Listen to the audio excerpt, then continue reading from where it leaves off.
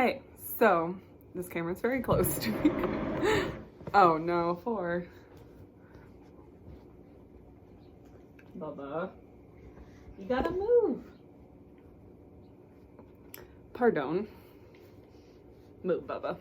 Okay, so I was on the floor so Forrest could be on the couch while I read this book. And now he thinks that we're playing. So this ought to be very interesting. Bubba.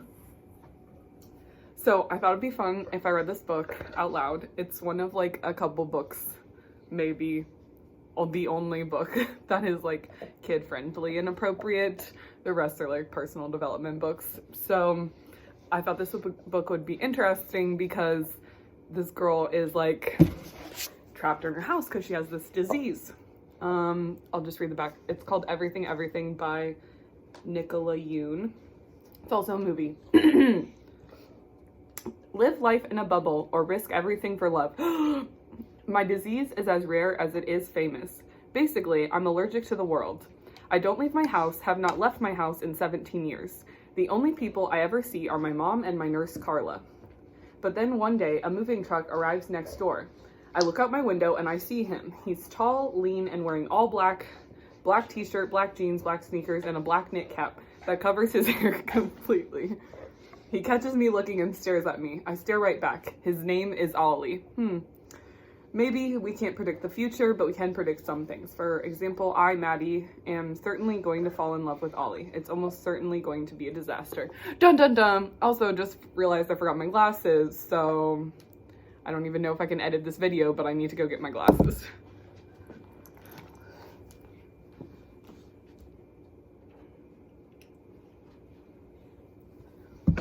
We're back.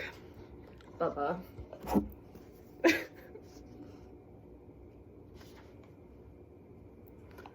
Okay, this book doesn't have chapters, so I don't really know like good stopping points, so I'll just try and figure out good times to stop. You gotta sit down, Bubba. Sit. Sit.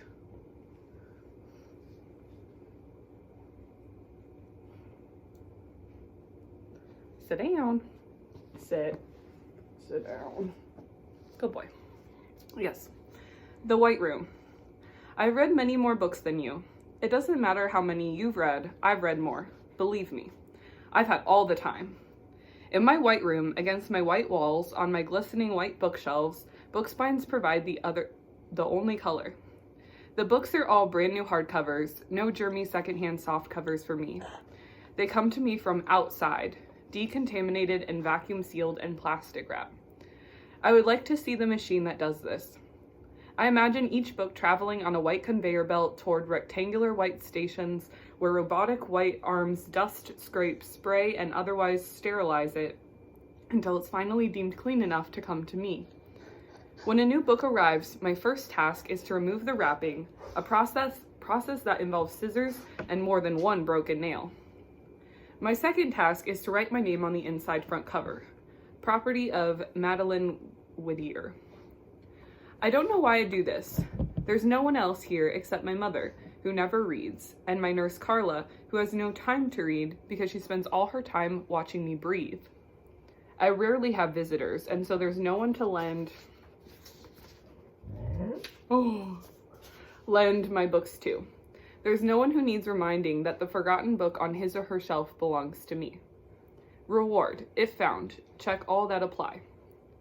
Also, there's like a weird drawing of a fish, which will make sense in a second. This is the section that takes me the longest time, and I vary it with each book. Sometimes the rewards are fanciful. Picnic with me, Madeline, in a pollen-filled field of poppies, lilies, and endless man-in-the-moon marigolds under a clear blue summer sky. Drink tea with me, Madeline, in a lighthouse in the middle of the Atlantic Ocean in the middle of a hurricane. Snorkel with me, Madeline, off Molokini to spot the Hawaiian state fish, the Huma Huma Nuka Luka Apawa. I only kind of know how to say that because of High School Musical, so look up that song. I think it's the second one. Sometimes the rewards are not so fanciful. A visit with me, Madeline, to a used bookstore. A walk outside with me, Madeline, just down the block and back. A short conversation with me, Madeline, discussing anything you want, on my white couch, in my white bedroom. Sometimes the reward is just me, Madeline. Skid Row.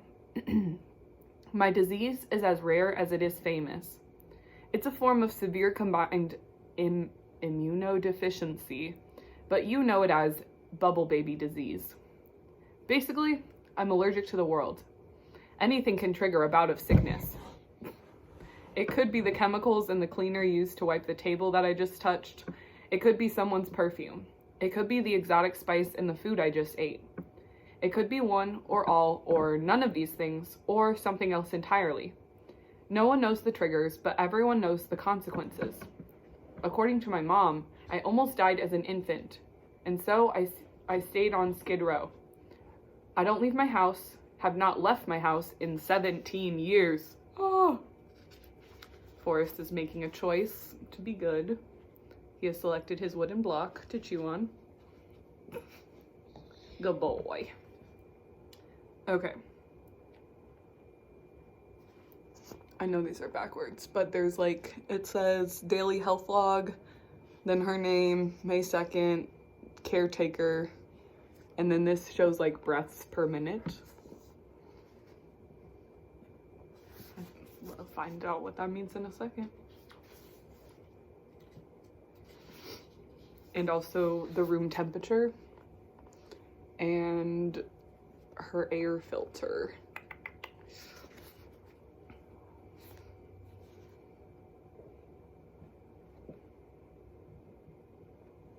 I don't even know how to pronounce that. Birthday-ooish. I don't even know. Movie night or honor Pictionary or book club, my mom asks while inflating a blood pressure cuff around my arm. She doesn't mention her favorite of all our post-dinner activities, phonetic Scrabble. I look up to see that her eyes are already laughing at me. Phonetic, I say. She stops inflating the cuff. Cuff. Ordinarily, Carla, my full-time nurse, would be taking my blood pressure and filling out my daily health log, but my mom's given her the day off. It's my birthday, and we always spend the day together, just the two of us. She puts on her stethoscope so that she can listen to my heartbeat. Her smile fades and is replaced by her more serious doctor's face. This is the face her patients most often see. Slightly distant, professional, and concerned. I wonder if they find it comforting. Impulsively, I give her a quick kiss on the forehead to remind her that it's just me, her favorite patient, her daughter. She opens her eyes, smiles, and caresses my cheek. I guess if you're going to be born with an illness that requires constant care, then it's good to have your mom as your doctor. A few seconds later, she gives me her best, "I'm the doctor and I'm afraid I have some bad news for you" face. It's your big day. Why don't we play something you have an actual chance of winning? Honor Pictionary. Since regular Pictionary can't really be played with two people, we invented Honor Pictionary. One person draws and the other person is on her honor to make her best guess. If you guess correctly, the other person scores. I narrow my eyes at her. We're playing phonetic, and I'm winning this time, I say confidently, though I have no chance of winning. In all our years of playing phonetic Scrabble, or phonetic Scrabble, which is spelled PhonetikSkrabbl, I've never beaten her at it. The last time we played, I came close, but then she devastated me on the final word, playing jeans, spelled Jeenz, on a triple word score. Okay, she shakes her head with mock pity. Anything you want. She closes her laughing eyes to listen to the stethoscope. We spent the rest of the morning baking my traditional birthday cake of vanilla sponge with vanilla cream frosting. After it's cooled, I apply an unreasonably thin layer of frosting, just enough to cover the cake. We are, both of us, cake people, not frosting people. That's just gross. For decoration, I draw 18 frosted daisies with white petals and a white center across the top. On the sides, I fashion draped white curtains. Perfect! My mom peers over my shoulders as I finish up. Just like you. I turn to face her. She's smiling a wide, proud smile at me, but her eyes are bright with tears. You are tragic, I say, and squirt a dollop of frosting on her nose, which only makes her laugh and cry some more. Really, she's not usually this emotional, but something about my birthday always makes her both weepy and joyful at the same time. And if she's weepy and joyful, then I'm weepy and joyful too. I know, she says, throwing her hands helplessly up in the air. I'm totally pathetic. She pulls me into a hug and squeezes. Frosting gets into my hair. My birthday is the only day of the year that we're both most acutely aware of my illness. It's the acknowledging of the passage of time that does it. Another whole year of being sick, no hope for a cure on the horizon. Another year of missing all the normal teenager-y things. Learner's permit, first kiss, prom, first heartbreak, first fender bender. Another year of my mom doing nothing but working and taking care of me. Every other day, these omissions are easier at least to ignore. This year is a little harder than the previous. Maybe it's because I'm 18 now. Technically, I'm an adult. I should be leaving home, going off to college. My mom should be dreading empty nest syndrome. But because of SCID, I don't know, I'm not going anywhere. Later, after dinner, she gives me a beautiful set of watercolor pencils that had been on my wish list for months. We go into the living room and sit cross-legged in front of the coffee table. This is also part of our birthday ritual. She lights a single candle in the center of the cake. I close my eyes and make a wish. I blow the candle out. What did you wish for? She asks as soon as I open my eyes. Really, there's only one thing to wish for. A magical cure that will allow me to run free outside like a wild animal. But I never make that wish because it's impossible. It's like wishing that mermaids and dragons and unicorns were real. Instead, I wish for something more likely than a cure.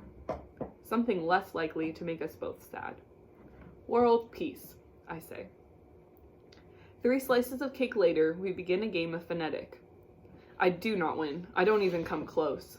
She uses all 7 letters and puts down polka-lip next to an S. Polka-lips. It's spelled P-O-K-A-L-I-P-S. What's that? I say. Apocalypse, she says, eyes dancing. No, Mom, no way. I can't give that to you. Yes, is all she says. Mom, you need an extra A. No way. Apocalypse, she says for effect, gesturing at the letters. It totally works. I shake my head. So did Bubba. Hi. Apocalypse, she insists, slowly dragging out the word. Oh my God, you're relentless, I say, throwing my hands up. Okay, I'll allow it. Yes. She pumps her fist and laughs at me and marks down her now insurmountable score. You've never really understood this game, she says. It's a game of persuasion. I slice myself another piece of cake. That was not persuasion, I say. That was cheating. Same, she says, and we both laugh. You can beat me at Honor Pictionary tomorrow, she says. After I lose, we go to the couch and watch our favorite movie, Young Frankenstein. Watching it is also part of our birthday ritual. I put my head in her lap and she strokes my hair, and we laugh at the same jokes in the same way that we've been laughing at them for years. All in all, not a bad way to spend your 18th birthday. What you doing? What you doing? You gonna be good?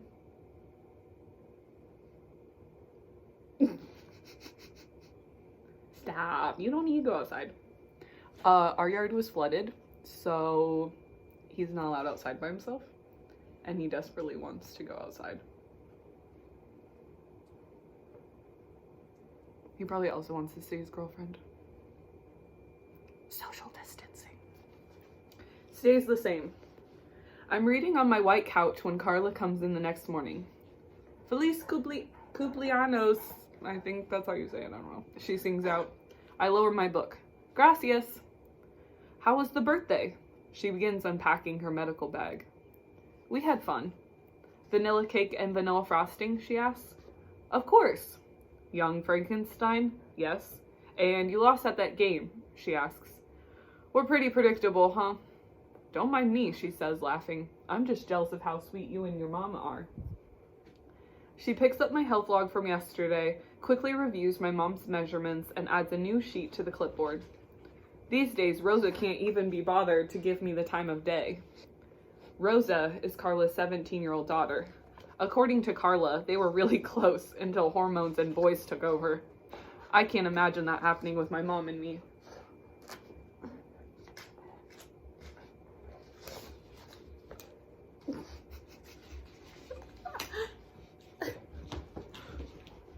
Four. What you doing? What you doing? The other day he knocked me in the ankle with this and I almost cried. Stop. Carla sits next to me on the couch and I hold out my hand for the blood pressure cuff. My eyes drop to my book. Flowers for Algernon again? She asks. Doesn't that book make you always make you cry? One day it won't. Oh my God. I say, I want to be sure to be reading it on that day. She rolls her eyes at me and takes my hand. It is kind of a flip answer, but then I wonder if it's true. Maybe I'm holding out hope that one day, someday, things will change. Life is Short, spoiler reviews by Madeline. Flowers for Algernon by Daniel Keyes. Spoiler alert, Algernon is a mouse. The mouse dies. Alien Invasion Part 2. I'm up to the part where Charlie realizes that the mouse's fate may be his own. When I hear a loud rumbling noise outside. Immediately, my mind goes to outer space. I picture a giant mothership hovering in the skies above us. The house trembles and my books vibrate on the shelves. A steady beeping joins the rumbling, and I know what it is. A truck. Probably just lost, I tell myself, to stave off disappointment. Probably just made a wrong turn on their way to someplace else. But then the engine cuts off. Doors open and close. A moment passes and then another. And then a woman's voice sings out, "Welcome to our new home, everybody!" Carla stares at me hard for a few seconds. I know what she's thinking. It's happening again. Madeline's diary. There's like a little notepad page. August 5th. The family in the house next door moved away. The boy cried. He hid in the garden and ate dirt until his mom found him, but she didn't yell at him for eating it like she usually does. Outside is so quiet now. Last night I had a dream that they didn't really move away. Like the notebook thing continues. They got kidnapped by aliens. The aliens didn't take me because I'm sick and they only wanted healthy people. They took Mommy and Carla away and the family next door, and I was all alone. I woke up crying, and Mommy came and stayed in bed with me. I didn't tell her what the dream was about because it would make her sad. But I told Carla, and she gave me a hug. Are you gonna move? Are you gonna move? Mm-hmm. The welcome committee. Carla, I say, it won't be like last time. I'm not 8 years old anymore. I want you to promise, she begins, but I'm already at the window, sweeping the curtains aside. I'm not prepared for the bright California sun. I'm not prepared for the sight of it, high and blazing hot and white against the washed out white sky. I'm blind. But then the white haze over my vision begins to clear. Everything is haloed. I see the truck and the silhouette of an older woman twirling, the mother. I see an older man at the back of the truck, the father. I see a girl maybe a little younger than me, the daughter. Oh, stop! He's yelling at me. You gotta be good. You gotta be good. Then I see him. He's tall, lean, and wearing all black. Black t-shirt, black jeans, black sneakers, and a black knit cap that covers his hair completely. He's white with a pale honey tan, and his face is starkly angular. He jumps down from his perch at the back of the truck and glides across the driveway, moving as if gravity affects him differently than it does the rest of us. He stops, cocks his head to one side, and stares up at his new house as if it were a puzzle. Baba, you gotta move. After a few seconds, he begins bouncing lightly on the balls of his feet. Suddenly, he takes off off at a sprint and runs literally 6 feet up the front wall. He grabs a windowsill and dangles from it for a second or two, and then drops back down into a crouch. "Nice, Ollie," says his mother. "Didn't I tell you to quit doing that stuff?" his father growls. He ignores them both and remains in his crouch. I press my open palm against the glass, breathless as if I'd done that crazy stunt myself. I look from him to the wall to the windowsill and back to him again. He's no longer crouched. He's staring up at me. Our eyes meet. Vaguely, I wonder what he sees in my window. A strange girl in white with wide, staring eyes. He grins at me, and his face is no longer stark, no longer severe. I try to smile back, but I'm so flustered that I frown at him instead. And that is the first 21 pages, everybody. Wow, like 21 minutes, that's crazy. This is Forrest. We can officially introduce you to him. He wants his belly rubbed, and he also wants to go outside. Yes. And yeah, I had some other ideas of what to talk about. Good news, since we can't do it at school, and my good news is that I went for a run / mostly a walk with Miss Sewell. She's the teacher who teaches right above me, and there were a lot of people on the trail that we went on, so I mean, people are like practicing social distancing, kind of. Can you move, please? Can you move? Bubba. So, anyways, hi. Comment below. Yes, I'm gonna be annoying. Comment below with either your good news or what you think is gonna happen next in the story, or your funniest pet story, because Forrest is not used to me being home all the time, so his nap time is like totally thrown off and he doesn't know what to do. And obviously anytime I'm sitting on the floor, I must be trying to play with him, which is what he's trying to do again. So I'll see you guys with another video on Monday.